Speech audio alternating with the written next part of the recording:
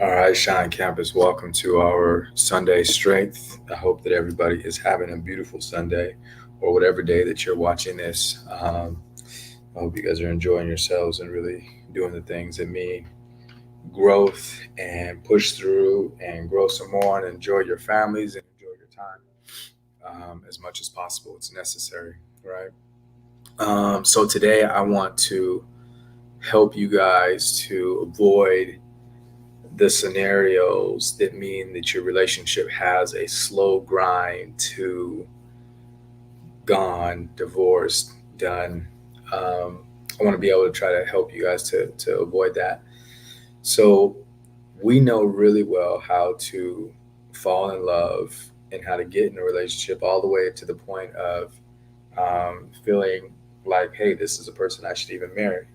But then when we get in there, we can't when we get to the marriage part, we can't seem to generate all the things all the time that mean that we stay in our marriage happy or we stay in it at all, right? And we know that by the stats. It's a 50% close to, so I think it might have come down a little bit, but still about 50% divorce rate. And then we're not talking about all the people who didn't get married and aren't happy in their scenarios, or who are in their scenarios and are not divorcing. And so the rate's up there.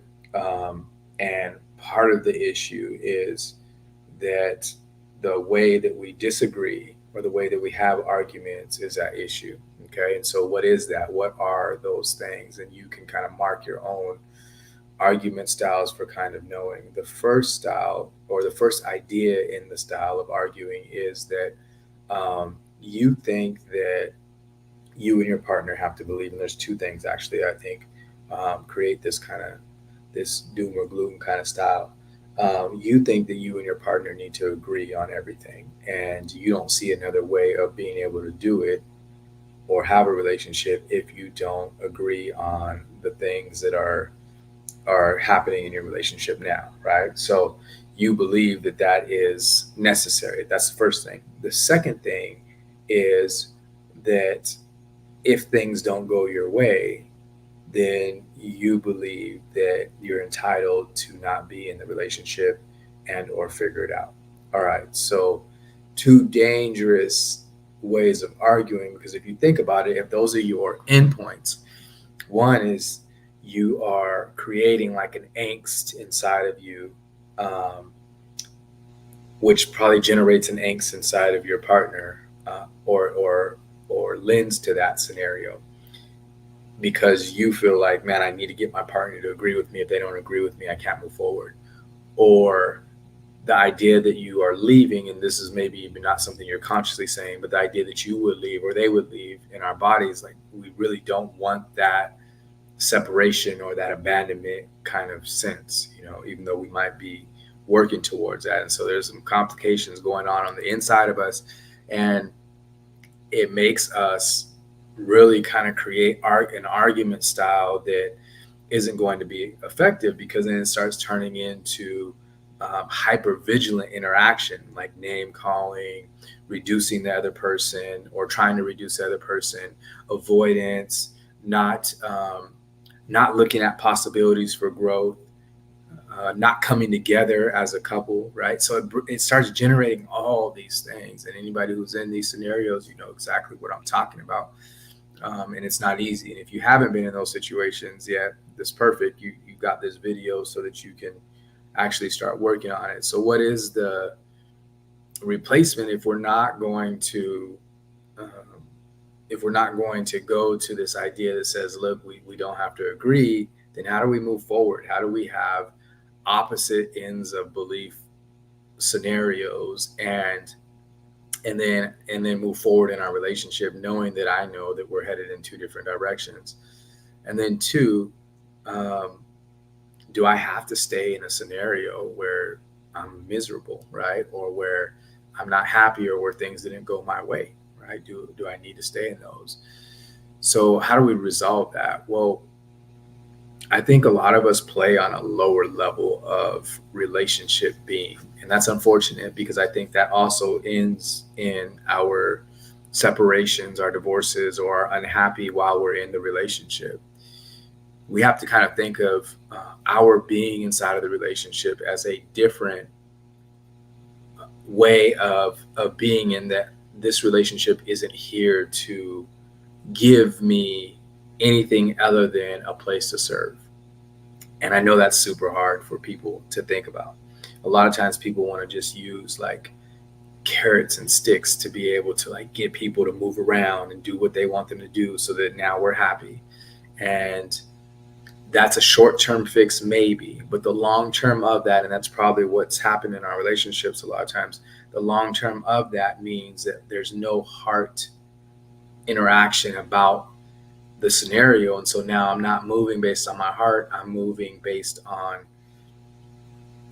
what I've been manipulated into doing. All right. So now it gets scary if we go the opposite way, because we're talking about resentment that builds. We're talking about people feeling like they're really not connected in the end.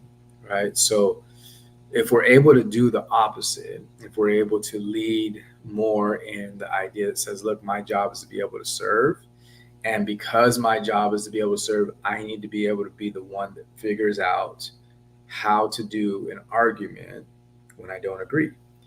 I think if we think about what the result is that we want in the end, what is the result that I want in the end? Well, maybe I want them to agree with me, but more than anything, I just want us to be good, right? I want us to be in a good situation long term. That's really, and my idea of how we get there, and maybe my partner's idea of how we get there is two different things. Fine.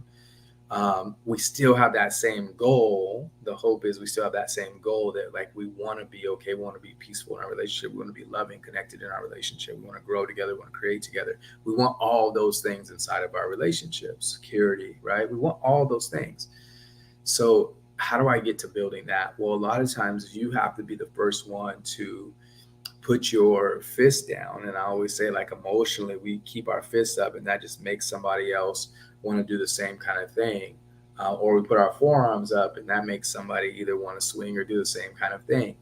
And if we can think about really wrapping our arms around each other instead of putting each other in a state of defensiveness or fight or flight, then everything changes. Like, imagine being in a scenario where you don't agree, but you can somehow remove the hypervigilance in the interaction with each other, right? So I think that the result of this math problem should be this scenario. You believe that the math problem should be that scenario. And if I keep trying to prove you wrong and tell you what's wrong with you and how you're coming to that at the wrong way, then you're just going to stay defensive, thinking about ways to fight me, right? But what if I turned it and I said, hey, I really want to understand where you're coming from and why you believe that the math problem should be that way, right? I really want to get to that point. And I'm not looking to try to prove you wrong when I'm listening. I'm just looking for an avenue of trying to hear and understand you and see you at a different kind of level, right? Now, that's a higher level of when I'm talking about, like, I think we operate on lower levels of relationship. That's a higher level of being in the relationship, because it's no longer about me. And I'm using the math problem as a light scenario so you guys can still hear it.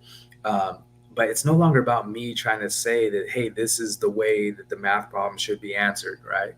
Instead, I'm trying to learn from you. Like, I'm interested in you. I want to see what's holding you up. I want to see what's going on in your mind. I want to see what you believe and how you're getting to those scenarios. I'm so curious, without me trying to prove you wrong or right or go with you or anything like that. I'm just trying to see and listen. Imagine being in that room. It changes everything. And the reason that it changes everything is because people can drop their fist and they can drop their forearm. They can put that down. And they don't have to worry anymore about being attacked and trying to have to prove somebody wrong. They get to just explain what goes on for them, right? And they get held in the meantime because of it. And so as that happens, now the disagreement that we have, one is we can deal, because I'm not listening to prove you wrong. I'm just listening to hear you out. But then that also gives an invitation, and it depends on where the other person is at, but it gives an invitation for the other person to do the same thing for you. Now, we don't have that expectation, but you start creating that kind of culture and environment inside of your relationship, and it's a game changer. The more that you're able to come forward and do that, then everything changes in your relationship. Okay. And so us just being able to listen starts being an opportunity for us to create love in our relationship. Remember, it's the doing of things and interaction that actually generates the love. It's not a feeling that comes first. So don't wait. And that's what we're doing a lot of times in our relationship. We're trying to wait till love is comes in, and then we're gonna feel it, or until somebody does something, and then I'm gonna feel loving towards you, and then I'll do that loving thing. We can't do that.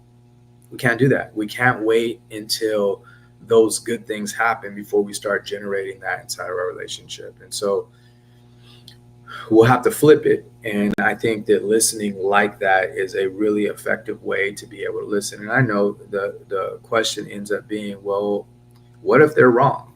Right.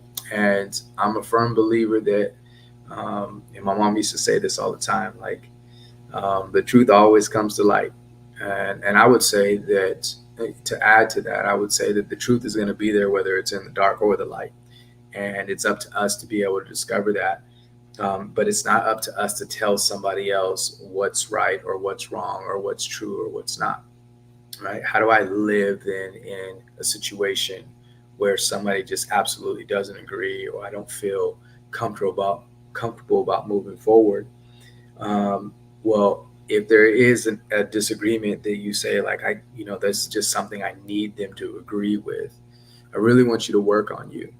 I really want you to go on the inside and see, like, what is it, if you know what you're saying is truth, what is it that can't allow somebody else to be in a different space, or belief or definition than you, and allow you to still move forward in love. And I think that's a hard reality. It probably doesn't seem real to a lot of people, but as you're doing relationships at a higher level, I think you start being able to buy into that concept of, man, I do have to work on me to be able to let go of trying to convince somebody else to be a certain way, especially if I'm having a hard time getting to that point of listening and being in that place. I never need to convince anybody that it's different, right? So we let go of that. And the last thing, and kind of there will be some overlap, but the last thing is the idea that leaving, is an option, or that if it's not going to go your way, then you're emotionally checked out, or you're mentally or physically checked out, whatever it is. It's unfair to you as a person, never mind what it is in the relationship, but it's unfair to you because we don't do things well that we can leave. And I'll say that again: we don't do things well that we can leave. At that point in time, we're just looking for everybody to, like, validate or invalidate whether we should stay or go, and you become a puppet. You become a puppet, really, in something that you created, but you're waiting for somebody else to do it. Like, if you do it right, then I'll stay. If you don't do it right, then I'll leave. That's a puppet, and it makes us feel powerless, and it grows us in anger and resentment, right? And so the challenge is for us to be able to say, look, I'm creating the most that I possibly can out of this relationship, out of this time in my life. I'm going to do all that I can to make sure that I am figuring out how to create love in my life, that I am doing the most loving things that I possibly can. And I'm going to grow this relationship, in a way that people have never seen before. And is that easy? I don't think that it's easy, but what I've experienced, because I've been in scenarios where I split and had divorce, is that it's not easy to do that either, right? So you might think that there's free, but somebody's got to pay for it. And let's just say it's easier for you.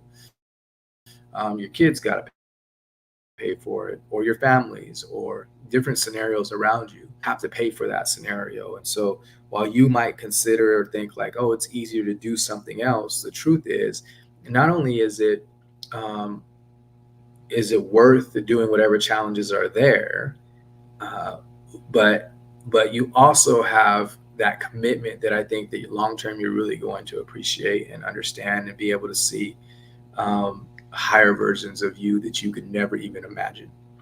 All right. Well, I hope this serves you guys, and you can stay out of that, avoid that, or you can avoid that argument style that really will trash your marriage. So you have a different opportunity now. At the end of the month, you guys will do um, another marriage communication mastery class. It'll be September 29th, and it will be a morning time that I haven't set up yet. Okay. All right. We'll talk to you guys soon, and enjoy the rest of your weekend. We'll talk to you soon. Bye now.